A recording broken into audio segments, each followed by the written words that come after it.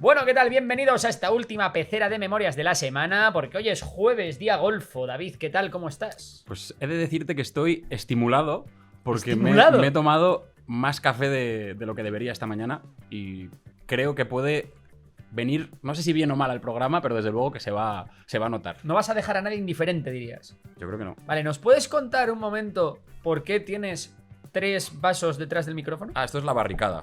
¿Vale? ¿En qué consiste la barricada? La barricada consiste en que yo me acerco muchas veces al micro demasiado. De hecho, hay gente que se ha quejado. De hecho, hay gente que se ha quejado, efectivamente. Sí. Entonces, esto es un toque. Para prevenirlo, hemos puesto aquí la taza de Mario. Muy buena. Siempre en nuestros corazones. Las maracas de Lemur. Vale. Que nos las ha traído nuestra amiga Tania. Eso, ¿no? Es. De Madagascar. Y... ¿Sí o no? Sí. Y, por supuesto, la taza de Spotify. La taza de Spotify, que nos regalaron. A ver si alguien más nos regala tazas. Que vamos a acabar aquí como Broncano, lleno de tazas. Pues lo que pasa es que no tenemos una dirección para que la gente nos mande cosas, ¿no? Es verdad, casi mejor, Igual... Sí. Casi mejor, hombre. Porque luego no quiero que tengamos visitas indeseadas. Antrax. Claro, no, vamos a dejarlo así. Bueno, pero muchas gracias, igualmente a todos los que nos habéis traído cosas en algún evento o en alguna cosita. Bueno, ¿algo que comentar antes de empezar con el programa? Porque viene caliente. Te dejo que empieces ya. Venga, con el pues, resumen. ¿qué vamos a ver hoy? Hoy vamos a hablar de la flotilla de la libertad que ha sido detenida por la Armada de Israel. Hablaremos de las grandes protestas que se están multiplicando en Marruecos. Comentaremos las novedades de la guerra de Ucrania, del gran acuerdo también que ha trascendido entre Estados Unidos y Qatar. Hablaremos también de las divisiones en el seno de Hamas. Y por último, en el rincón del tiburón, tocaremos el tema 1 de Sora 2 y 2 de las cifras de paro en España. Vale. ¿Qué te parece? Muy bien. Y luego, por cierto, tenemos como secciones debate espectacular. Todos los días de esta semana ha habido debate, ¿eh? Pues hoy va a haber debate sobre el tema de la violencia en las manifestaciones, ¿vale? Y por último, vamos a hacer un anzuelo que hay gente que nos ha comentado por lo que hablamos ayer de los teleoperadores. Ha habido un poco de funamiento a Borja, ¿no? ¿O no? No, ha habido mitad. Sí, un poquito. ¿No? Pero... Ha habido mitad. Ya, bueno. Ha habido un poco, hay gente pues que comparte tu visión y hay gente que comparte la mía. Vale. Entonces, bueno. Y hay un teleoperador. Y hay un teleoperador claro. que nos ha contestado y entonces pues queremos leer porque es una opinión muy interesante, amén de otras consultas que nos han hecho en el anzuelo. Así que, ¿qué te parece, David, si le vamos dando? Porque si no esto se alarga. Venga, pues vamos al lío.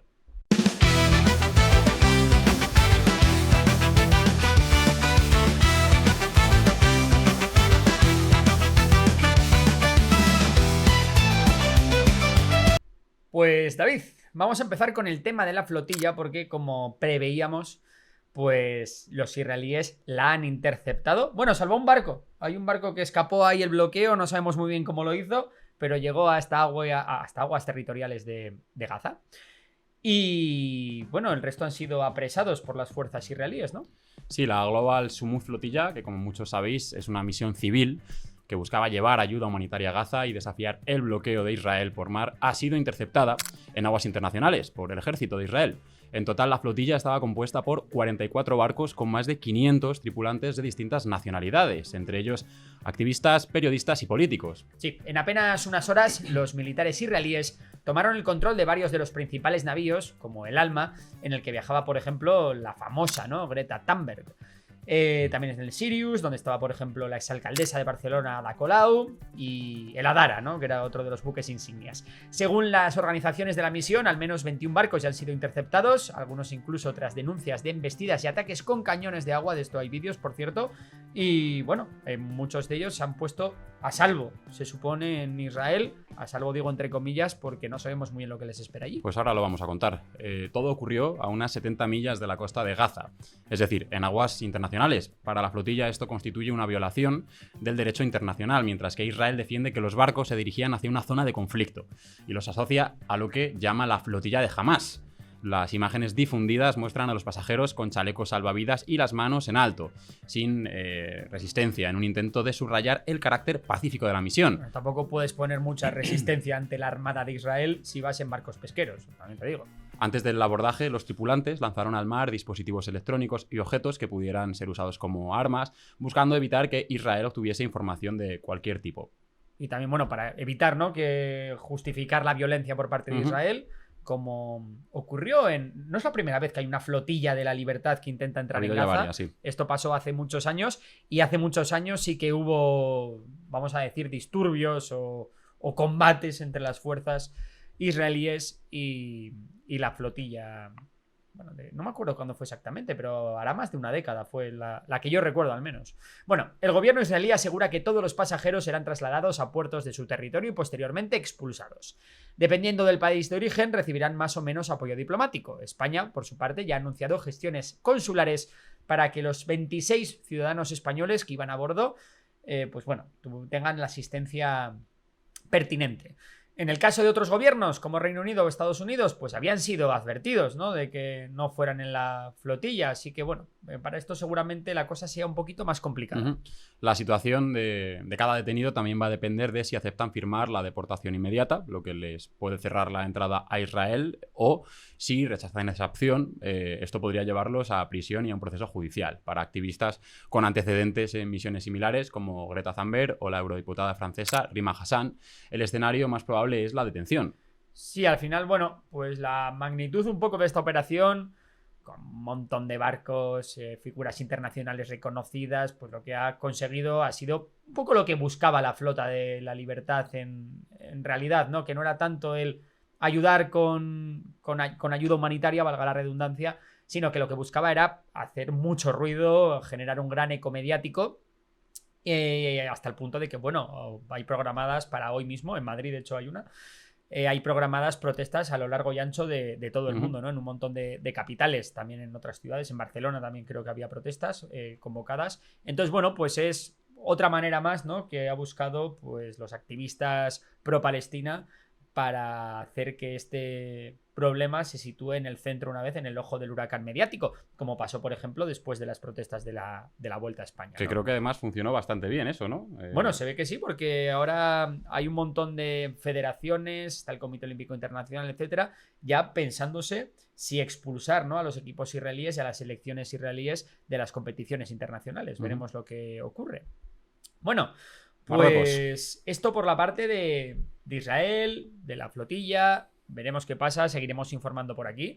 Y ahora toca hablar de Marruecos, porque vivimos el 5.º día de protestas y ayer sí que ya empezaron a escalar un poquito más, con protestas en las principales ciudades marroquíes y también con un grado de violencia ya bastante elevado e incluso 2 muertos. David, cuéntanos un poco todo esto. Así es, en Marruecos se vive desde hace días una oleada de protestas encabezadas sobre todo por jóvenes que reclaman mejoras urgentes en la sanidad y la educación pública. Lo que empezó como convocatorias pacíficas, prohibidas por las autoridades, ha terminado escalando en disturbios que ya se han extendido a varias ciudades y que han dejado un saldo trágico. Como decías, al menos, bueno, han muerto 2 personas en la noche de ayer, en Laclia, ¿vale?, que está cerca de Agadir.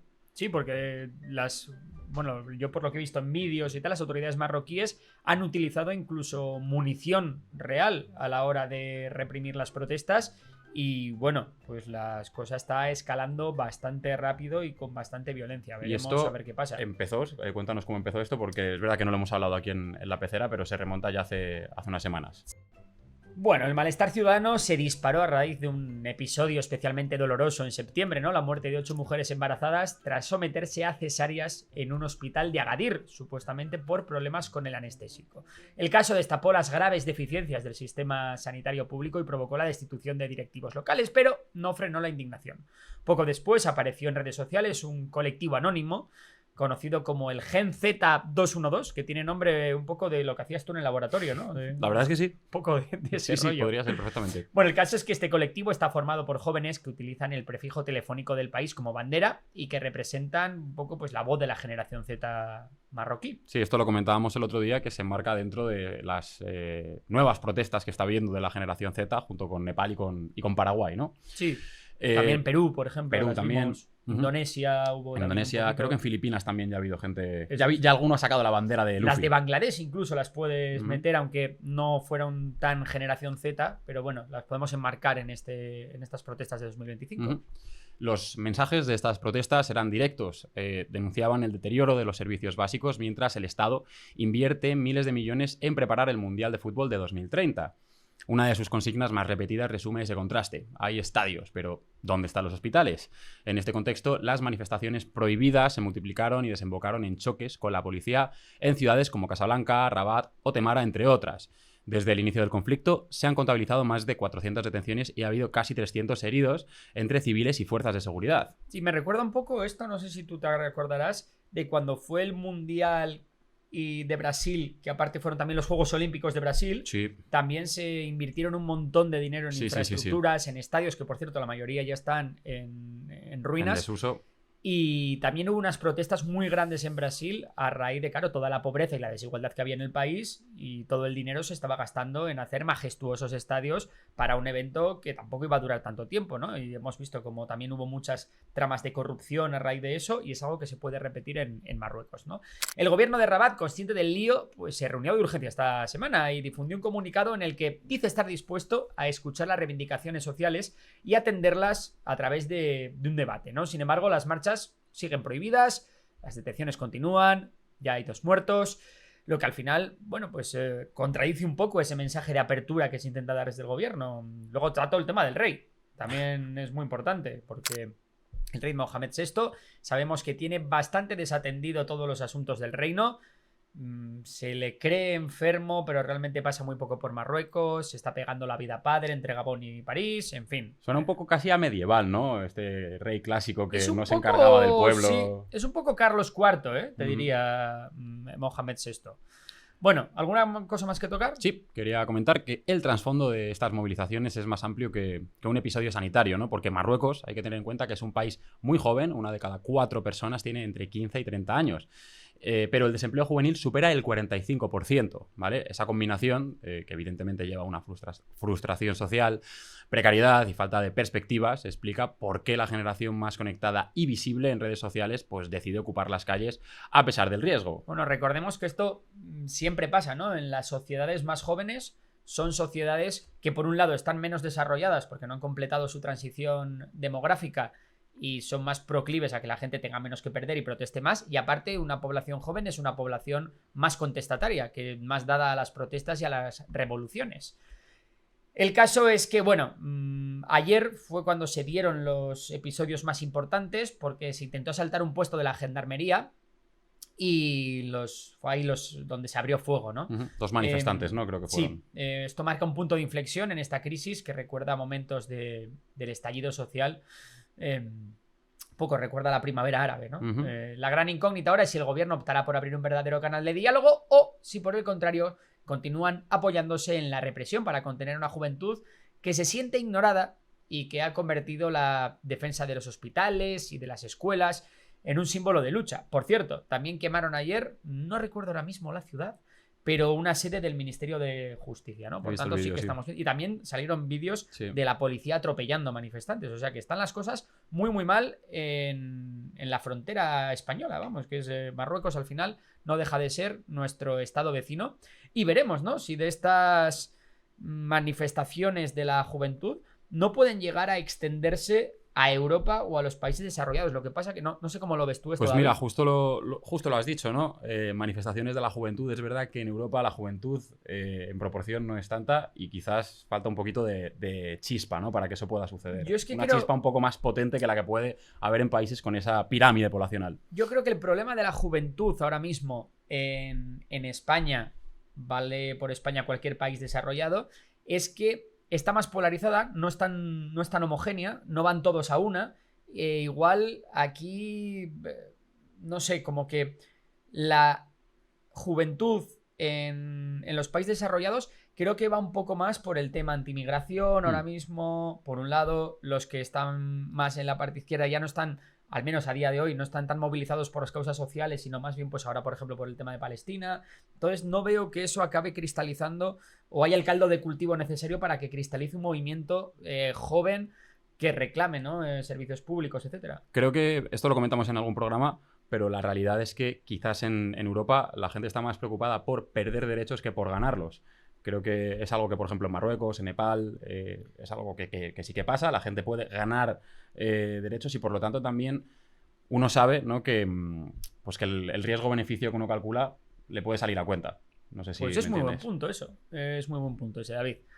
Bueno, ¿qué tal si nos vamos a Ucrania? Porque Vamos a también tenemos Ucrania. un montón de novedades. Sabemos que hoy, por cierto, hay resumen de Ucrania. No lo he empezado, así que no sé si me dará tiempo a subirlo hoy o si no, igual va a tener que ser mañana. Vamos a intentar hacerlo hoy, pero hay novedades, ¿no? Ujú. Pues mira, las novedades son que Estados Unidos va a compartir con Kiev inteligencia detallada sobre la infraestructura energética dentro de Rusia. Hablamos de refinerías, de oleoductos, subestaciones y centrales. Y además se está pidiendo a los aliados de la OTAN que hagan lo mismo. Esto es muy importante. Esto es muy importante. Cambia muchísimo las cosas. Es un giro que desplaza totalmente el foco desde proteger el cielo ucraniano a golpear los nervios económicos de Moscú, que además ya están bastante tocados. Sí, aparte en paralelo Washington está estudiando si cruza otra línea roja, que es suministrar misiles de largo alcance para que Ucrania pueda explotar esa inteligencia. Sabemos que hasta ahora pues lo máximo que se ha llegado a compartir son los ATACMS, que se lanza desde HIMARS y tienen hasta 300 kilómetros de alcance, pero es que ahora está sobre la mesa opciones como los Tomahawk, capaces de llegar muchísimo más adentro del territorio ruso. Aunque la decisión final no está tomada, oye, ya que al menos se esté planteando esto desde la administración de Trump, es bastante sintomático de que las cosas están cambiando. Al final, bueno, pues ahí está Estados Unidos, ¿no? Entre represalia estratégica y evitar la escalada. Es un poco cómo están las cosas. Pero bueno, cuéntanos por qué ahora sí y antes no. ¿Por qué ahora? Pues porque en los últimos meses Ucrania ha descubierto que su escudo aéreo ya no es tan impenetrable como parecía. Los misiles rusos, que antes caían con relativa frecuencia bajo las baterías Patriot, han empezado a comportarse de manera muy distinta. Y es que siguen su trayectoria normal hasta que en el último momento se desvían, caen en picado o hacen maniobras que desconciertan a los radares y evaden a los interceptores. Este cambio, según funcionarios ucranianos y occidentales, apunta a que Moscú ha aprendido de los fallos pasados y ha logrado reprogramar sus misiles balísticos, los misiles Iskander-M y los misiles Kinzhal, para hacerlos mucho más difíciles de abatir. Claro, aquí tenemos un gran problema. Entonces, es que esto se ve en los propios números, ¿no? Mira, en agosto, por ejemplo, Ucrania derribaba más o menos un 37% de los misiles balísticos que llegaban a su territorio. En septiembre, esa tasa no llega al 6%. Vale. O sea, una locura. En paralelo, bueno, pues la escasez de interceptores desde Estados Unidos también agrava la situación porque los tienen contados, entonces tienen que calcular bien la trayectoria y golpear, ¿no? O intentar derribar solo aquellos que vayan a por objetivos que sean muy importantes. Y bueno, pues al final instalaciones militares, fábricas de drones en Kiev, pues han sido alcanzadas, ¿no? Por estos misiles balísticos rusos. En agosto, incluso una planta que producía los famosos Bayraktar turcos bajo licencia quedó seriamente dañada. Y incluso el British Council y la delegación de la Unión Europea, las sedes fueron alcanzadas. Para los analistas, el secreto no está en un hardware revolucionario, sino en ajustes de software, algoritmos que ordenan a los misiles maniobrar de forma inesperada en los segundos finales, complicando la tarea de los Patriot. Rusia estaría aplicando las lecciones de cada intento de interceptación, puliendo su arsenal sobre la marcha. A mí esto me recuerda mucho a la Segunda Guerra Mundial, ya lo he dicho muchas veces, la batalla del Atlántico entre los convoys que llevaban suministros al Reino Unido y las manadas de lobos, ¿no? de submarinos alemanes. Bueno, al final es un poco el juego del gato y el ratón. Los Patriots pues siguen siendo los únicos capaces de derribar estos misiles, pero bueno, muchas baterías ya han sido dañadas tras meses de asaltos continuos y algunos operadores pues también han caído en combate, ¿no? Mientras tanto, pues bueno, Kiev lo que está haciendo es urgir a sus aliados a enviar más sistemas Patriot o equivalentes, ¿no? Igual podemos hablar aquí de los sistemas NASAMS o cosas o los nuevos sistemas de Rheinmetall, ¿no? Zelensky ha llegado a ofrecer incluso comprar 10 baterías completas porque teme lo que se avecina. Al final es una campaña invernal muy dura que ya se ha visto en años anteriores cómo lo puede hacer pasar muy mal al país porque claro, precisamente no es un país cálido, Ucrania en invierno, y si no tienen energía pues lo pueden tener muy complicado. Así que bueno, veremos lo que ocurre con esto. Y vámonos a Oriente Medio, David, porque... ¿Cómo no? Hemos hablado de la flotilla. Podíamos haber hablado ya, cuando hemos hablado de la flotilla, del tema de la paz, ¿no? Del acuerdo de paz. Pero es que como teníamos la noticia de Estados Unidos con Qatar, creo que viene mejor comentarla ahora. Pues sí, totalmente. La noticia es que en un movimiento que sacude el tablero de Oriente Medio, Donald Trump ha firmado una orden ejecutiva que compromete a Estados Unidos a defender a Qatar frente a cualquier agresión externa, incluso con respuesta militar si fuese necesario. Vamos, esto es un mensaje a Israel, que ya, bueno, viste que le hizo en directo Trump a Netanyahu llamar La al primer cartita ministro de Qatar. uy, perdón para... por ese misilazo, ¿eh? Eso es. Esto básicamente lo que está diciendo Estados Unidos es: no te preocupes, que Israel no te va a volver a hacer nada. Eso es, la Casa Blanca ha declarado que cualquier ataque contra el pequeño Emirato será considerado como una amenaza directa a la paz y la seguridad de los Estados Unidos. Sí, y esto, pues eso, es un poco un mensaje contundente hacia Tel Aviv, ¿no? Al final ahora el Emirato pues se convierte en una especie de santuario seguro bajo la custodia de Washington. También supongo que le habrán obligado a Qatar a luchar Qatar contra... Perdón. Qatar tendrá que acatar bueno, pues esa lucha contra el terrorismo, sobre todo de no alojar a la cúpula política de Hamas en sus dependencias. Sí. No sé, ¿alguna cosa más?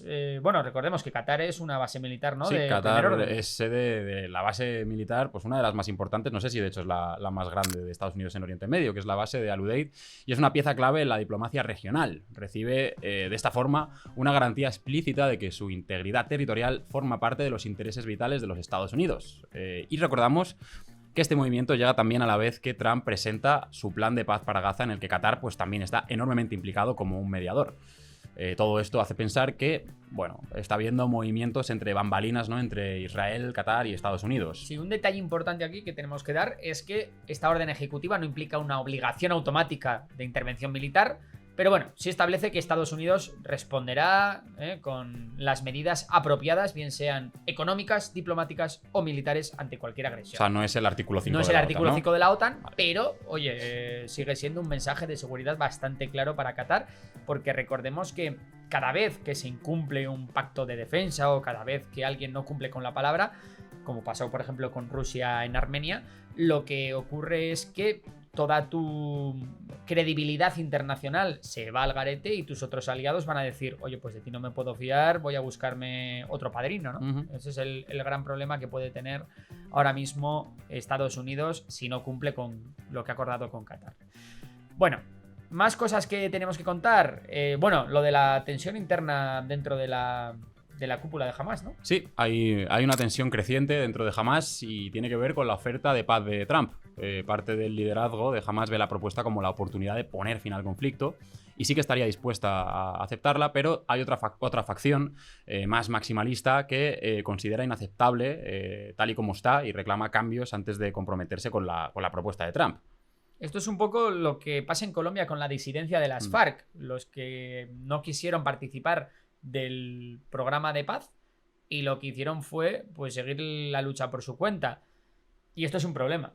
Por supuesto. Esto es un problema porque, claro, puede sabotear, unos pocos disidentes de Hamas pueden sabotear todo el proceso de paz si continúan ejerciendo su labor terrorista, ¿no? Bueno, la presión sobre Hamas se ha intensificado muchísimo, ¿no? Sobre todo porque hay mucha presión diplomática por parte de los países árabes que se han comprometido con Estados Unidos, Qatar, Egipto, Arabia Saudí, Emiratos, ¿no? Que, bueno, son los que han actuado como canales para hacer llegar la propuesta a la dirigencia en Gaza y empujar a una respuesta rápida. Recordemos que Trump les dio 3 o 4 días, así que yo creo que para el lunes esto debería estar, vamos, caso cerrado. La Casa Blanca impuso el calendario y ahora está la pelota en el... Calendario que toca muy de cerquita con el Yom Kippur, que igual tiene hasta que ver, ¿no? No sé, la verdad, si en algún... Sí, puede ser. Estamos a nada del 7 de octubre tema ya. simbólico. Sí, sí. El 7 de octubre, por cierto, tenemos una cosa preparada. No sé si... Sabes que ha habido mucho debate entre si lo de Palestina era un genocidio o no era un genocidio. Aquí lo hemos contado, hemos dado nuestros argumentos, pero... ¿Quieres explicar por qué? He creado un vídeo. No lo has visto tú todavía, de hecho. Todavía no lo he visto. No lo has visto. Pero no está editado, de hecho solo está el guión, pero quiero sacarlo el 7 de octubre, que es el de, ostras, realmente explicar bien toda la parte del genocidio, de los crímenes de lesa humanidad, de los crímenes de guerra, de si Israel los ha hecho, si no los ha hecho, que dicen Bueno, los la gente que observadores nos ve aquí internacionales. sabe nuestra posición, ¿no? Sí, pero siempre está bien el explicarlo desde los inicios. Vale. Entonces creo que va a ser interesante.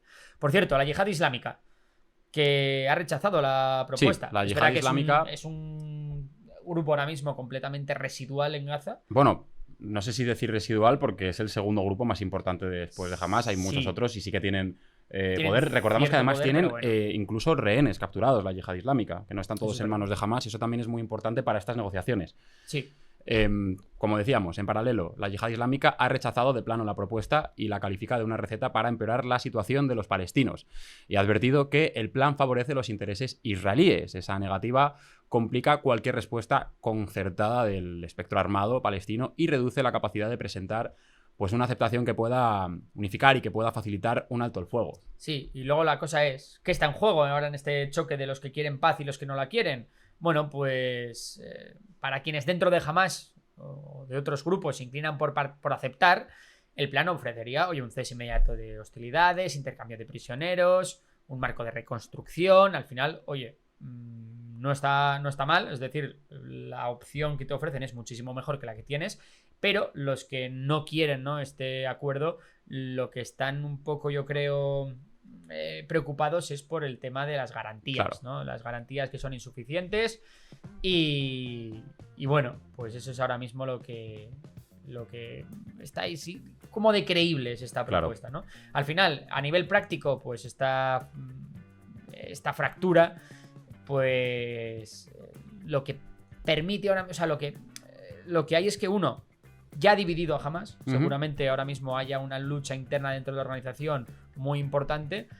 Y una vez sea rechazada, si es que es rechazada por los elementos más extremistas, yo creo que jamás la semilla de la discordia ya está sembrada. Sí. Ya nunca va a volver a estar tan cohesionado, yo creo, como hasta ahora. Y luego, por su parte, Israel siempre va a poder acogerse a que Hamas está dividido en el momento en el que no sabemos todavía, pero si no quieren aceptar el acuerdo, aunque a priori han dicho que sí, pero si por lo que sea se echan para atrás, pues lo típico, ¿no? Oye, que son estos, que hay una parte de ellos que no quieren. Entonces, bueno, veremos a ver si se efectúa este plan de paz. Las próximas 24 o 48 horas, como decíamos, los 2 días que quedan, van a resultar clave porque al final el tiempo sí que complica las negociaciones prolongadas y aumenta la probabilidad de que la decisión aceptar... Es la clave ahora Claro, mismo. claro. La celeridad, ¿no? El que se les ha exigido a Hamas para Es un que tomen mecanismo una de presión, decisión. sin duda. Exacto. Y Es una Trump cosa lo tiene clave. muy claro. Trump, que lo está haciendo en ese sentido y para su beneficio, yo creo que muy bien, ¿no? Muy bien. Y en este caso, oye, pues esta grandilocuencia que muestra al querer mostrarse como el paladín de la paz, Le va a salir... pues le va a salir bien. Y oye, ojalá también a los palestinos les valga para que acabe su sufrimiento. La verdad. No hay mal que por bien no venga. ¿Qué más tenemos que contar? Nada, irnos al rincón del tiburón ya, porque tenemos ahí un par de noticias y vamos al lío.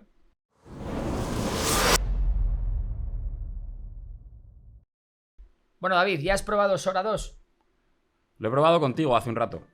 Vale, pero ya sabes que Bueno, lo he visto, no lo he probado. He en visto cómo España funciona. y en la Unión Europea todavía no lo tenemos disponible. Mm. El que quiera necesita un código de invitación, que los hay por internet. Y luego, aparte, necesita una VPN. Qué pena que no podamos ahora anunciar ninguna. Pero necesita una VPN para ponerse como que está en Estados Unidos. Porque creo que solo lo han abierto para Estados Unidos y Reino Unido a día de hoy. Sí, Bueno, el cuéntanos un poco lanzamiento de esto, de Sora 2 marca un nuevo capítulo en la evolución de la inteligencia artificial, en concreto la audiovisual, con ambiciones que van más allá del simple experimento. Y es que junto al modelo se estrena una app para iOS llamada Sora, lanzada bajo invitación en Estados Unidos y Canadá por Canadá, ahora. he dicho Reino Unido antes. En Canadá, sí. Con ella los usuarios pueden generar vídeos de hasta unos 10 segundos, remisar contenido de otros y usar una de sus funciones más llamativas, que son los cameos. Esto permite inyectar tu propio rostro o voz, o la de otros, en escenas generadas por inteligencia artificial tras una breve verificación de identidad. Pues la verdad que está muy chulo. Yo lo he estado probando ayer, me ha encantado, la verdad. Se pueden hacer cosas muy, muy guapas.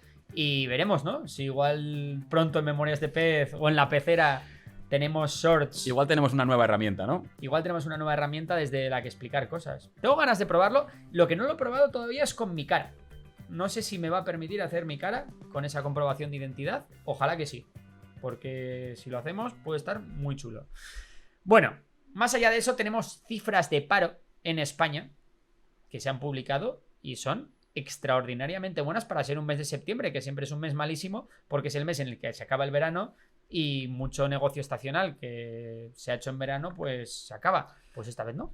No, septiembre ha dejado un dato poco habitual en el mercado laboral español y es que el paro se ha reducido en 4.846 personas. Es un descenso mínimo en cifras absolutas, pero con un valor simbólico enorme, porque, como decías, rompe la tendencia habitual de este mes, cuando lo normal es que el desempleo aumente como, pues eso, ¿no? Como hemos dicho en verano. Claro. Con este ajuste, el total de parados baja a 2,42 millones, la cifra más baja para un septiembre desde 2007. Sí, la caída del... noticia. Muy buena noticia, muy buena. La caída del paro se ha concentrado en la construcción y los servicios, mientras que los jóvenes han sido la cara amarga. Como siempre, el desempleo juvenil es el que más sufre en España y esta vez creció en 16.000 personas, aunque aún así el número de menores de 25 años sin trabajo sigue su nivel más bajo desde antes de la crisis financiera.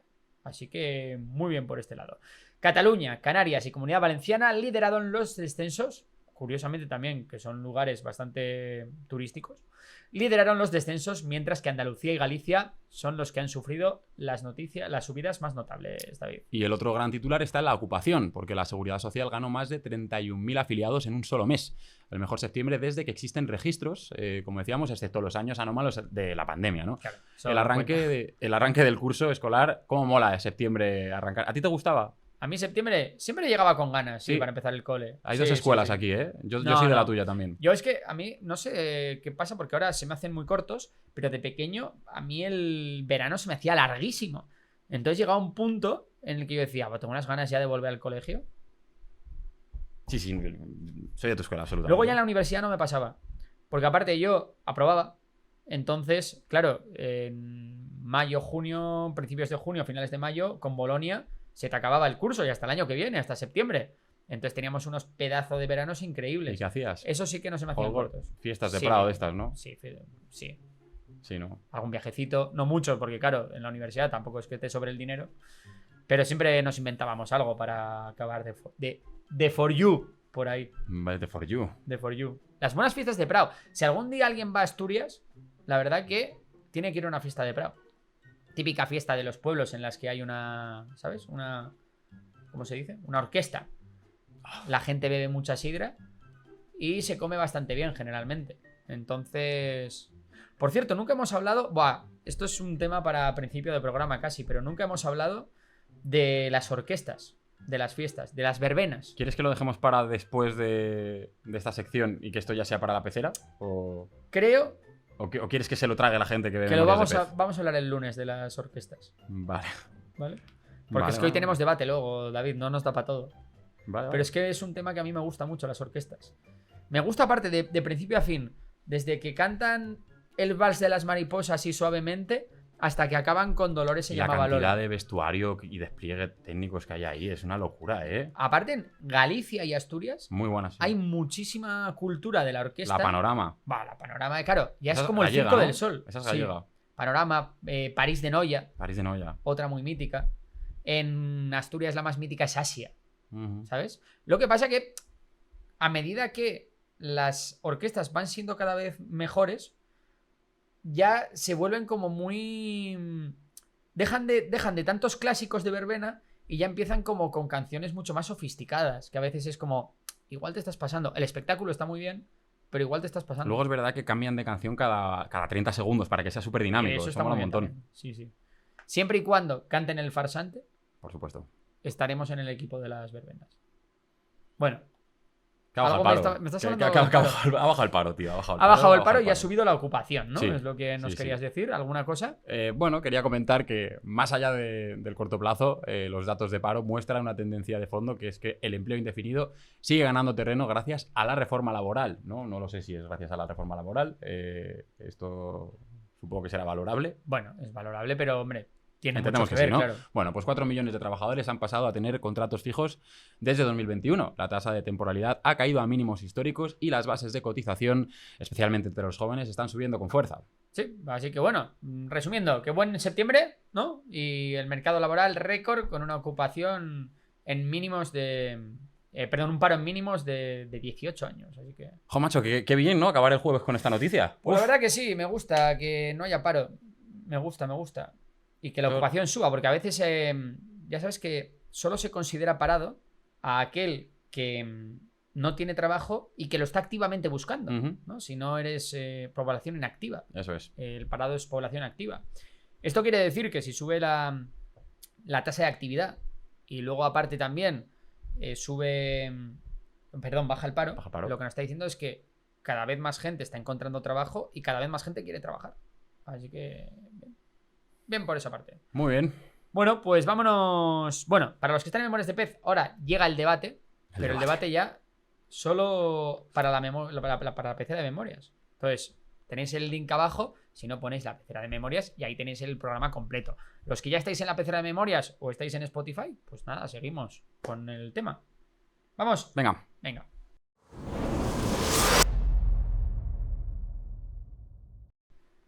Bueno, pues hoy tenemos un tema del que queríamos debatir David y yo, porque Sí. nos hemos puesto a discutir fuera de cámaras y hemos dicho, oye, ¿por qué no seguimos la discusión dentro de cámaras? Yo quería hacer un disclaimer antes de nada. Vale. Y es que, bueno, el otro día, esto te lo he dicho antes fuera de cámara, pero me llamó mi madre asustada. Oye, ¿qué ha pasado con Borja? ¿Ah, sí? Que... Ah, sí, te lo he dicho. Antes. Bueno, me lo has O sea, dicho, no, sí. no fijas sorpresas, sí, esto estaba preparado. Me lo dijo antes, sí. que bueno, que eso me llamó Pero mi... el así es para crear el dinamismo Lo sé, para que lo nos sé, lo lo cuentes. sé. Perdón. Vale. ¿Ah, sí? Ah, sí. Como decía, estaba muy preocupada mi madre porque habíamos discutido. en No me directo. digas. Y esto... me gusta, dale. Métele más caña a esto. ¿Y qué pasó con tu madre? Pues que, no, hombre, yo le dije, mamá, por cierto, un saludo a mi madre, que es verdad que últimamente no la menciono mucho. Hubo un tiempo que la mencionábamos más. Sí, es verdad, ¿eh? Mencionamos más a la mía últimamente. Claro, pero entonces, porque la tuya siempre sale con el tema de las inteligencias artificiales y los robots. Es verdad, de Sí, verdad. sí. Pero bueno, que eso, que todo está bien, ¿vale? Porque también ha habido algún comentario que, oye, estos dos, ¿qué les pasa? No os enfadéis, a ver si No lo se- vais a no os dejar. enfadéis. Y esto que es Borja y yo discutiendo, lo hacemos fuera de cámara desde que nos conocemos. O sea, Sí, esto sí, es sí. el ABC de nuestra relación. Sí, sí. Y hemos Hay gente que hay gente que nos ha puesto a ver si somos pareja. Claro, porque ven que nos peleamos, Ven que nos los que se peleamos, pelean se que- desean, ¿no? Un poco. Sí. Bueno, ¿te imaginas? Uf, Eh, no quisiera No, yo, no, ya nos la vemos verdad. demasiado, yo creo, como para encima. A ver, pues el tema que queríamos sacar hoy a colación Venga. era si estamos a favor o en contra de que en las manifestaciones haya violencia, es decir, que se transgredan, ¿no? Las normas, las leyes con el Bueno, eso no es lo objetivo de mismo. protestar. Ya tenemos el primer debate. Transgredir ¿por qué? las leyes no tiene por qué ser siempre violencia, ¿no? Creo que No, pero en este caso, bueno. Vale. A ver, pues, si quieres podemos hablar primero de desobediencia civil, sin violencia. Es que ahí hay un punto interesante. Y luego en este podemos debate. hablar de ejercer la violencia en las manifestaciones. Creo que... venga, sí, me parece bien. Vale. Desobediencia civil, es decir, cuando, por ejemplo, desautorizan una manifestación y aún así la gente se manifiesta pacíficamente. O que la policía diga, por ejemplo, estáis invadiendo la calzada, iros a la acera, y la gente se queda, por ejemplo, sentada. Como lo que ocurrió, por ejemplo, algo parecido en la Vuelta Ciclista. O sea, O, por ejemplo, ¿No? como lo que ocurrió en el 15M en la Plaza Cataluña, que Vale. les molieron a palos por estar ahí sentados en la vía pública. o como lo de la flotilla, ¿no? O como lo de la flotilla, ¿vale? Bien. Que son actos que realmente son pacíficos, que no hay violencia en ellos, ¿no? ¿Desobediencia civil? ¿Sí o no? En mi caso, ya te digo, sí, prácticamente sin matices, porque la propia Constitución en España habla de que el derecho a manifestación no requiere de autorización previa. Ujú. Por tanto, la Constitución nos lo deja muy claro. Vale. Que haya que pedir permiso al ayuntamiento para que el ayuntamiento prepare el dispositivo de seguridad tal, me parece muy bien, quien quiera que lo haga, pero no debería ser un requisito total para manifestar. Vale, y ahora yo te pongo como un punto, a ver qué opinas de él, y es que generalmente las protestas se hacen para conseguir algo, muchas veces para conseguir derechos. A lo largo de la historia, creo que tú también coincidirás conmigo, en que hay pocos derechos que no se hayan conseguido utilizando, en muchos casos, la fuerza o... Habría que definir si es la violencia, porque yo creo que cuando, por ejemplo, estás siendo atacado, imagínate, ¿no? Tú vas por la calle y te quieren robar. Si tú Sí. te opones a esa persona, le pegas un puñetazo, lo empujas al suelo, quizá eso no es violencia, ¿no? Es algo que tiene que ver con defenderte o con Ujú.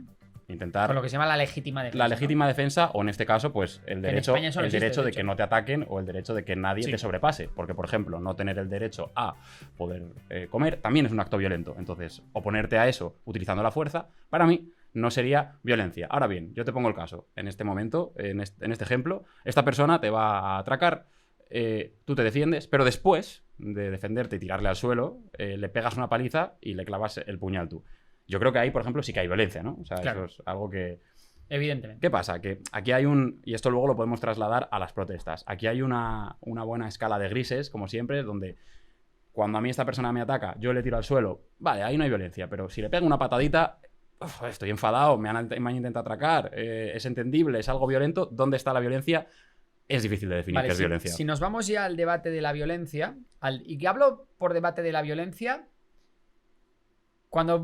vale, para cercar, ¿no?, lo que significa violencia en una manifestación, me refiero ya al hecho de enfrentarte a la policía, quemar contenedores, destrozar mobiliario público. Claro.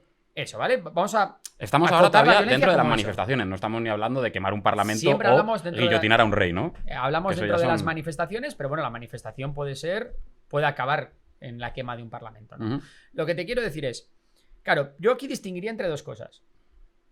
Si el régimen es democrático y está canalizado en un estado de derecho, Completamente. para mí ahí está mucho menos justificado utilizar la violencia que si el régimen contra el que protestas es un régimen dictatorial contra el que solo cabe la fuerza. Estoy completamente de acuerdo. De hecho, es un poco lo que estoy diciendo. Cuanta más violencia ejerce sobre ti el régimen o el estado del que tú formas parte, pues más fuerza vas a tener que hacer tú para oponerte a esa violencia que se está ejerciendo sobre ti, ¿no? Y bajo mi punto de vista, el pueblo de un país oprimido, es decir, el pueblo de un país que está regido por un dictador o por un gobierno autócrata, tiene, casi te diría la responsabilidad, pero al menos para mí, moralmente tiene la justificación de levantarse contra su tirano. Por supuesto. Vale, Aquí hasta otra ahí vez, estamos de acuerdo. ¿qué pasa? Que claro, aquí entra otra vez el ¿qué es un gobierno autócrata? ¿O qué es un Claro. Estado opresor? Porque claro, un señor de ETA igual te dice, no, es que me está oprimiendo muchísimo el Estado. Y es como, amigo, igual Claro. no. Bueno. Igual sí, igual no, pero aquí es donde entra Ahí es donde entra cada el uno conflicto. si Claro. cree, ¿no? Hay gente que cree que en España vivimos en una dictadura. Pues hombre, lamentablemente no vivimos en una dictadura. Lamentablemente no. Perdón, afortunadamente. no, afortunadamente, perdón, sí. No vivimos en una dictadura y eso es lo que para mí deslegitimaría la violencia en España, por ejemplo, en tal. Pero ahora si me dices que eres me lo invento, de China, o si eres De Bielorrusia. De Me Bielorrusia. apetece hablar de Bielorrusia. Vale, Bielorrusia, pues ahí te diría que tienes incluso la responsabilidad. Ahora bien, pasan muchas cosas, que es que hay dos tipos también de violencia, ¿no? Vale. Está o dos tipos de situaciones que generan violencia. Ujú. Está cuando que para mí no es lo mismo, ¿eh? Tampoco. Está cuando se protesta por algo que afecta a toda la población, ¿vale? Por ejemplo, contra la corrupción o contra Los derechos de la juventud. los derechos de la juventud o por el pueblo de Palestina, me da igual, vale. Vale. Y eso es como una manifestación masiva Que de gente representa, muy heterogénea, desorganizada que representa una gran mayoría, ¿no? y que, bueno, o no, pero que representa a un amplio espectro de la población. Vale. Igual no una mayoría, pero sí a, por ejemplo, todos los progresistas o todos los conservadores de Vale. ese país, ¿no? Eso es una cosa muy diferente a cuando quien protesta y ejerce la violencia es un sector organizado muy determinado, como por ejemplo un sector laboral. Vale. Los estibadores, los bomberos, los mineros.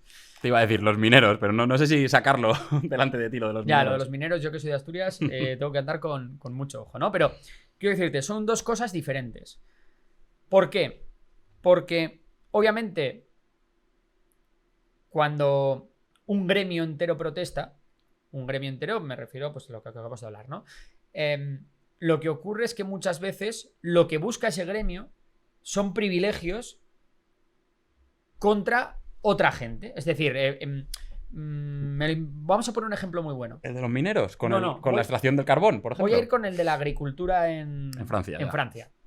Claro, los agricultores franceses lo que hacen es que en cuanto ven que les va a entrar competencia de fuera, en cuanto ven que algo no les gusta, están muy organizados, son muchos y tienen mucha voluntad de lucha. Pues lo que hacen es paro carreteras, vuelco camiones que vienen desde España, bloqueamos París, hacemos todas esas cosas, ¿no? Tienen como a un país secuestrado para ellos tener privilegios, que no les entre competencia de fuera, aunque eso esté fastidiando al consumidor francés, a la mayoría de franceses, que al final lo que hacen es tener alimentos más caros, porque se tienen que respetar los privilegios de los agricultores tal. Entonces, se puede llegar a crear una especie de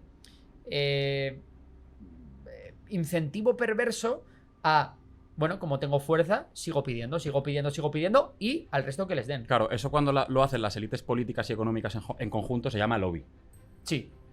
Y es algo violento, porque evidentemente están utilizando su poder para conseguir cosas que están en contra de la mayoría de la población muchas veces. Sí, pero muchas veces... Lo digo para recalcar que también sí. es algo violento, eso. Sí, sí. Pero muchas veces lo que ocurre es que te camuflan eso como lucha obrera cuando realmente lo que estás haciendo es luchar por tus privilegios por encima del de otras personas de tu país. Entonces, ahí hay un punto en el que la lucha violenta está romantizada y es un punto que a mí no me acaba de entrar. Entiendo tu punto. No lo puedo discutir porque lo entiendo, la verdad. Eso por un lado. Y luego, cuando hay violencia, que ahora estamos hablando de otro tema, ¿no? Porque aquí lo que estás haciendo, cuando eres un sector muy determinado, lo que estás haciendo es ejercer la violencia para causar el mayor problema y que el político tenga que resolverlo. Sin embargo, cuando la protesta es general, lo que estás buscando con la violencia realmente es como que nosotros estamos aquí, tenlo en cuenta, ¿no? Es como más llamar la atención más que... Sí, pero ¿vale? Yo te pongo aquí otro punto que va un poco en contra de esto, y es que al final, para mí, y esto es una cosa que es creo que casi temperamental, la violencia es, creo que esto lo dijo Isaac Asimov, el último recurso del incompetente, ¿vale? Vale. Con esto quiero decir que cuando cualquier persona habla de los procesos históricos, como por ejemplo, se me ocurre la Revolución Francesa, ¿no? Cualquier persona te dirá, hombre, si no se hubiesen cortado cabezas, si no hubiese existido el terror rojo, el terror blanco, todo esto, seguiríamos con el absolutismo. Y yo te digo, vale, puede ser. O sea, sí, o sea, no te puedo negar eso, pero es cierto que pensar que algo así no se pudo haber hecho con menos sangre también me parece algo complicado, ¿no? Porque ha habido muchos procesos históricos que igual no han requerido de tanta sangre y es como, joder, no pensemos que la sangre es como el motor siempre de la historia, porque ha habido muchos momentos donde eso no es así.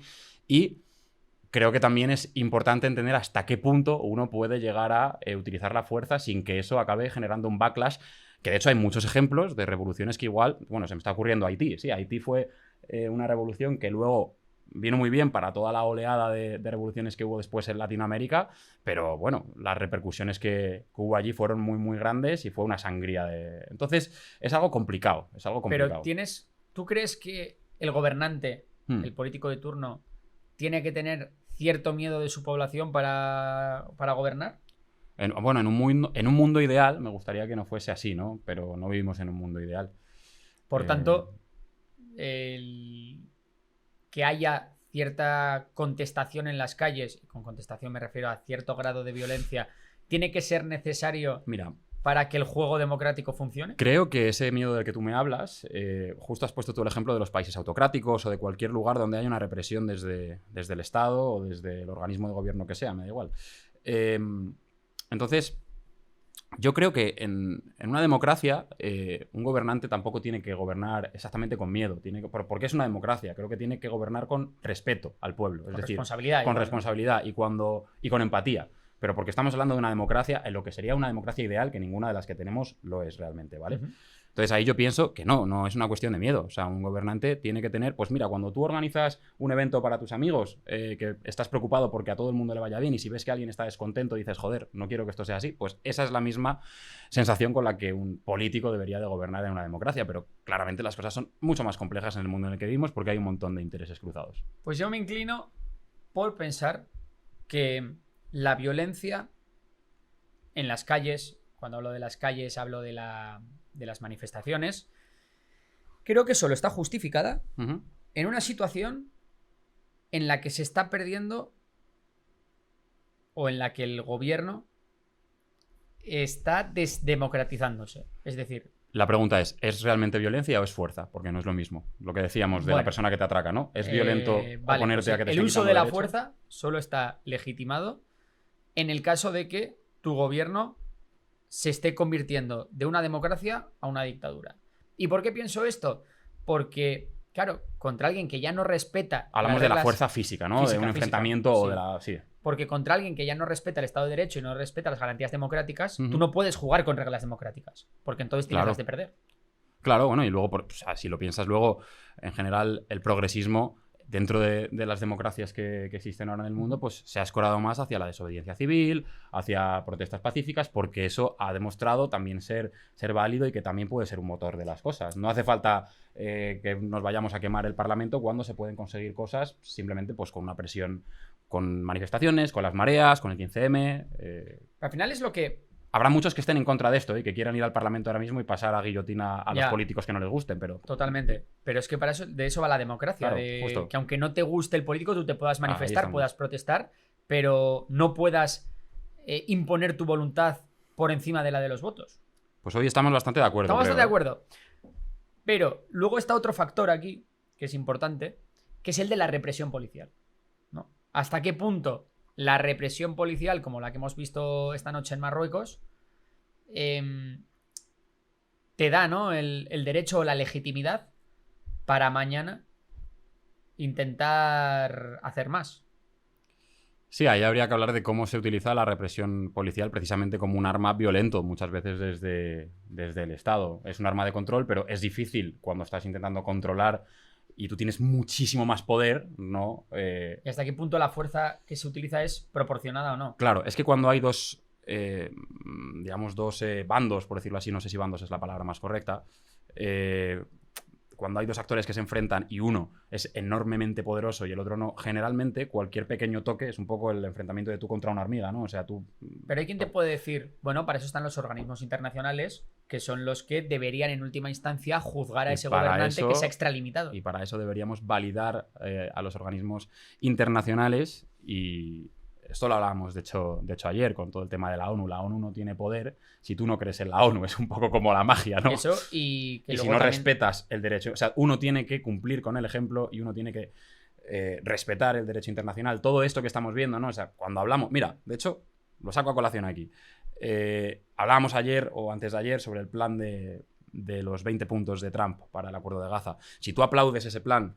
Por muy pragmático que seas, siendo Francia, siendo cualquier país europeo, que es verdad que puede ser una salida y que puede llevar a la paz, pero si tú aplaudes ese plan sin decir, oye, perdona, aquí hay dos puntos que me estás diciendo que son directamente cosas que deberían de ser derechos, no una moneda de cambio. Si tú no resaltas este tipo de cosas, lo que estás haciendo es legitimar que al final una persona o un Estado o lo que sea pueda llevar a cabo comportamientos violentos sin que eso tenga ningún tipo de respuesta, ningún tipo de represalia. Entonces, para que esto pueda llevarse a instituciones supranacionales, se tiene que respetar y se tiene siempre que criticar. Que es lo que estamos haciendo con el genocidio en Palestina y que es lo que estamos haciendo con muchas cosas, con la invasión de Rusia a Ucrania y con muchas cosas. Pero a día de hoy el problema es que, por ejemplo, la ONU está tan lejos de poder ser útil y con el derecho de veto de las grandes potencias y todo esto, que al final tú eres un manifestante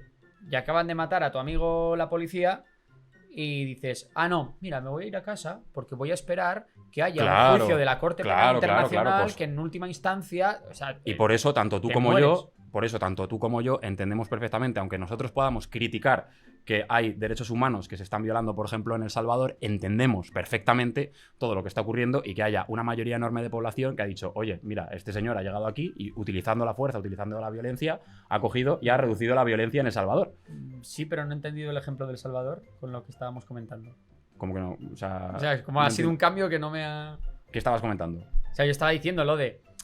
pues por ejemplo, ¿no? Claro. Que en las manifestaciones de Marruecos ahora no van a esperar los manifestantes a que la ONU se ponga de acuerdo para el pues día igual que no va a esperar la población de El Salvador para que la ONU se ponga de acuerdo si se tienen que hacer esto de una forma... Es un poco lo que decía Bukele, ¿no? En plan de, sí, muy bien, derechos humanos, pero ustedes están mirando para otro sitio mientras aquí está matando a todo el mundo. No estoy para nada a favor de Bukele, o sea, tú lo sabes, pero es totalmente entendible lo que ha sucedido ahí. Sí, que hay un punto que es tan utópico el funcionamiento de las organizaciones supranacionales que dices, No es que o me sea encargo yo de utópico. ello o no se va a encargar Pero no, nadie. no es que sea utópico, de hecho ha habido un momento, hemos tenido un momento, es verdad Bueno, que claro, utópico me refiero que ahora a día de hoy es tan complicado que eso funcione bien Claro. que la gente dice, mira, ya me pongo yo con ello. Estaría porque si bien no- también revisar, porque también estas organizaciones supranacionales han dependido en gran instancia del poder que tenía, sobre todo Estados Unidos, en un mundo, en una historia donde había un mundo totalmente unipolar, donde se dictaban un poco, que estaba bien, ¿eh? O Es sea, que ahora las grandes instituciones poco están bloqueadas. claro, pero has pasado un mundo donde Estados Unidos es la poli del mundo y a veces como poli hacía cosas bien, otras hacía cosas terribles. El problema es que tanto Estados Unidos como Europa en muchas ocasiones hay muchos más problemas. O sea, es un poco quien tenía que hacerlo bien, porque había otros que no lo estaban. O sea, quien decía que era una democracia tenía que jugar a ser una democracia, claramente. Sí, pero bueno, Y eso es contradictorio. Derecho a veto ha habido siempre, también te digo. Lo que pasa es que ahora, Bueno, claro, ahora entramos. Derecho a veto ha habido siempre con Francia, con sí, Reino Unido y con entre Estados los 5 Unidos. grandes. Claro, pero lo que te que- quiero decir es que si a día de hoy que el mundo es mucho más multipolar, eso ha ocurrido siempre, pero ahora ocurre mucho más porque ahora los bloques están mucho más claros que en los años 90, por Claro. ejemplo. Si a eso le sumamos que luego la Corte Penal Internacional emite órdenes de arresto, aquí no las cumple ni Cristo y Pues- tal, al final... Pues es lo que estoy Y diciendo. imagínate que ahora dicen, no, pues mira, pues el rey de Marruecos va a ser procesado por la Corte Penal. Si es el Bueno, mayor aliado de claro, Estados claro, Unidos, no, nunca va a no, pasar no, nada. no las cumple ni Cristo, pero ahí está Netanyahu paseándose por, Pues eso, por Estados eso Unidos. es Entonces, el tema. entonces, ¿quién está incumpliendo esto? Pues claro, habrá que hacer rendición de cuentas. Es que y Estados Unidos tiene que hacer una rendición de cuentas enorme. Menuda telaraña, David. Bien. Pues hasta aquí hemos llegado, yo creo, porque ya Porque no hemos se- llegado a un punto muy complicado. Muy complicado. Totalmente. Esto, Muy complicado. bueno, esto nos abre otro debate, también te ¿Cuál? digo. Pues el debate de instituciones supranacionales sí o no. Para el próximo. Para el próximo. ¿Vale? Vale. Podemos encadenar. Me gusta. Es verdad que en este debate hemos estado, yo creo que bastante Estoy de acuerdo. Pero ha habido aristas ahí un Ha poco, habido ¿no? aristas, pero en general estamos de acuerdo. Yo creo que tu madre va a estar tranquila esta vez. Puede Sí, que no sí. piense que nos hemos enfadado. Bueno, no pasa nada. Este fin de nos vamos a ir de. Uy, casi lo digo. Esto casi me hago un tú, ¿eh? Vamos de festival. Puedes decirlo, hombre. Sí, sí. Dicho esto, a ver qué opina la gente en comentarios sobre este tema de violencia en manifestaciones, sí, no, cuándo, en qué supuestos. Nos comentáis un poco. Nosotros ya hemos dado nuestra opinión, así un poco. Esto no lo preparamos. Esto es No, un no. poco a lo que nos va saliendo. Luego, igual de repente algo lo tenemos que pensar en casa y decimos, oye, ¿te acuerdas que dije esto? Pues creo que me equivoqué. Que conste, la violencia es el último recurso del incompetente. Totalmente en contra de la violencia. Eso Ya, de base. La violencia es eso mala. Lo dice David. ¿Tú no? Según el supuesto, pues claro, pues depende. Pero que si no es la fuerza, recuerda, la fuerza. La fuerza, vale. La fuerza. La fuerza Use the force. La fuerza contra la intolerancia. Ahí Ojo estamos. ahí, ¿eh? Vale, pues dicho esto, vámonos al anzuelo. Porque tenemos ahí unas cuantas preguntas que nos han hecho los panas. Venga.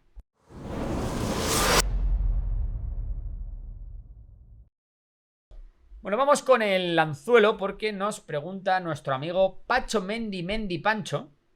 Ojito el nombre. Pacho Mendy Pancho, me gusta. Dice, para el anzuelo. Llevo viendo la pecera desde que empezasteis, sois unos cracks y ahí va mi pregunta. Como joven en España me preocupa mucho la situación política y económica. ¿Creéis que la solución al olvido de la gente joven es votar? Siempre he sido defensor de la no asistencia a unas elecciones porque reduce el porcentaje de participación y aumenta el ruido y la disconformidad, pero me doy cuenta de que lo que hace es restar importancia al voto joven, que al no ser un grupo que vota, no suscita el interés político. Resumen, votar mal menor o no hacerlo para bajar la participación. Un saludo, un abrazo, Cierra Bares, Bueno, no se equivoca, en lo último sobre todo. Cierra Bares, en eso tiene razón. Para mí, el bajar la participación es una cosa bastante mala dentro de una Sí. democracia. Yo Cuanto creo menos que participa la gente de un pueblo. Nadie se fija en el dato de la no participación como, es que a los políticos les da igual que no votes mientras salgan igualmente. Ojo, voto blanco, que también es una opción. Y eso Sí, es pero- participar. No, es distinto voto blanco que no votar, ¿eh? O voto nulo. O voto nulo, sí. Eso es verdad. Ahí dejas más clara la disconformidad que no votando. Ujú. Eso está claro. Ahora bien, bueno, dos cosas tengo que comentar aquí. La primera, lo de votar al mar menor o no hacerlo tal. Siendo joven, cuanta más fuerza demográfica tengamos, más fuerza electoral tengamos, mejor los jóvenes.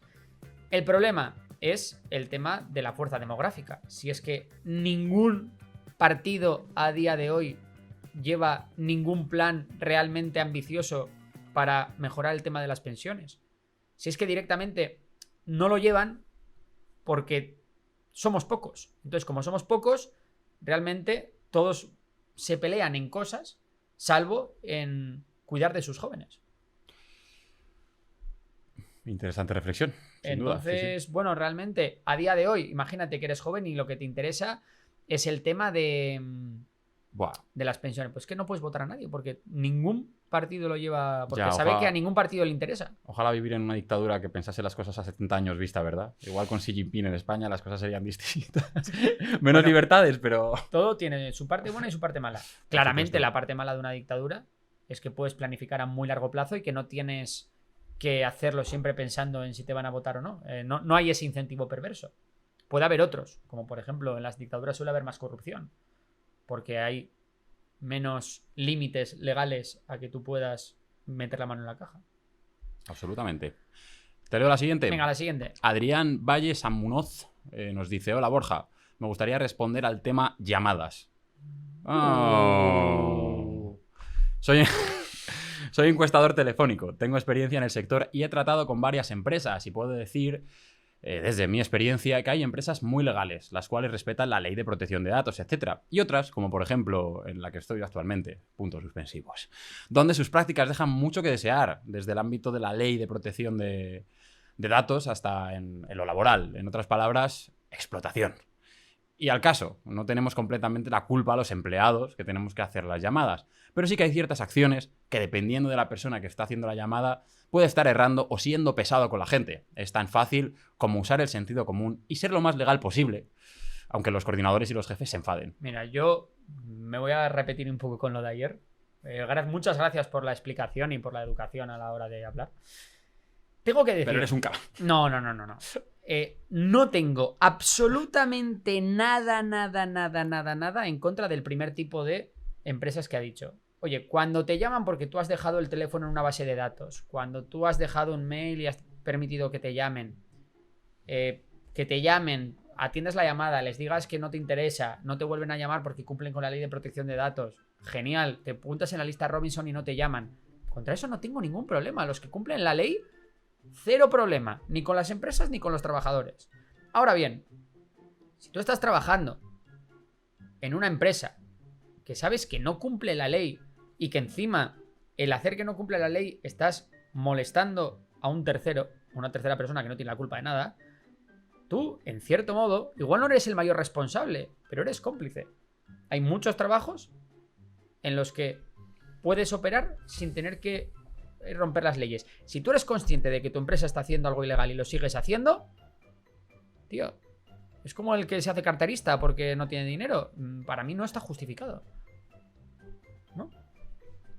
A ver, ya no vamos a volver a la misma, Vale, bueno. al mismo debate. Si No, desde quieres luego. aportar algo, A ver, un grado de responsabilidad evidentemente tienes. Yo Bien. ayer ya te di mi contrapunto, aquí estábamos más en contra, pero ya no hablar de las prácticas que ya directamente son estafas, que te intentan sacar la grabación o te intentan hacer algo para que tal. O sea, ya es que eso ya es otro, ya entonces es que sí que eres un delincuente.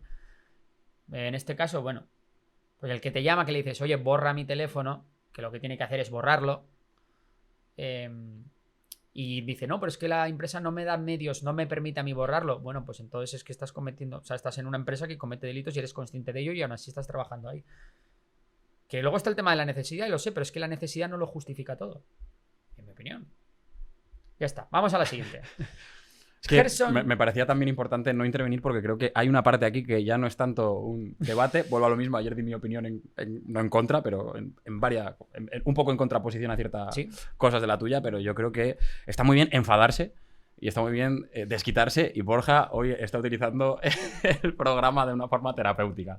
Entonces, completamente. Dice apoyadle. Gerson Hernández. Para el anzuelo, 2 preguntas. Quiero empezar a invertir con Besto. Muy bien. Me he descargado la app. Soy nuevo en esto de las inversiones. ¿Es la mejor aplicación para empezar a invertir? Y segunda pregunta, para Borja. ¿Crees que llegue el momento en el que las naciones se unan y vayan en contra de todas las religiones? Echándoles la culpa de todos los conflictos que hay y ha habido en la humanidad. Los admiro mucho y me entretiene mucho vuestro canal. Por favor, responder a mis preguntas. Bueno, a ver, 2 cosas. La primera, vamos a empezar por la segunda, ¿vale? No creo que haya un punto en el que todos los países acaben repudiando las religiones y tal, porque todavía está... queda mucho para que alcancemos ese grado de laicidad, ¿no? Hubo un punto en la historia donde se intentó, pero la Guerra Fría la ganó Estados Unidos. No, pero bueno, yo creo que estamos muy lejos de ese escenario y que ahora mismo pues no tiene mucho sentido analizarlo, ¿no? Respecto a lo de Besto, que nos pregunta, por cierto, Besto, para empezar... Muy bien, Besto. Para empezar a invertir me parece una aplicación muy, muy buena. Muy, muy buena, primero porque es muy fácil de utilizar. Segundo, porque está regulada, ¿no? Y estás protegido perfectamente. Y tercero, porque para alguien que está empezando a invertir, tiene los instrumentos necesarios. Y de hecho va a ir invirtiendo más, pero realmente alguien que empieza a invertir no necesita tener muchísimas small caps. Ahora mismo el problema de esto, y digo problema entre comillas, es que, pues por ejemplo, si te vas a una small cap polaca de no sé qué, pues seguramente no la tengan, ¿no? Todavía tienen... recordemos que es una aplicación incipiente, ¿no? Pero para el que está empezando, que tiene ahí un servicio de atención al cliente, que tiene una comunidad en la que puede preguntar cosas, que es muy sencilla de utilizar y tal, creo que está muy bien, sobre todo para los principiantes. Así que, oye, no está nada mal. A ver, es que si no, no la quiero decirte.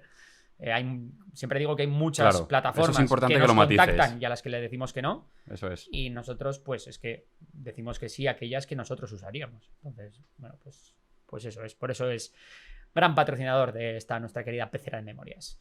Bueno, esta Eris dice: cabe recordar, Borja y David, que varias escenas de Naboo fueron tomadas en España, Sevilla.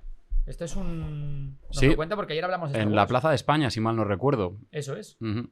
Y con esto acabamos, porque esto era una puntualización que nos ha dado. Vale. Yo te iba a decir que he estado en varios sitios. Bueno, Cuéntanos, sí, si quieres acabar, pues acabamos. No, que también hay otro sitio muy chulo donde además yo he estado hace no mucho, que es en el lago de Como, cerca de Milán.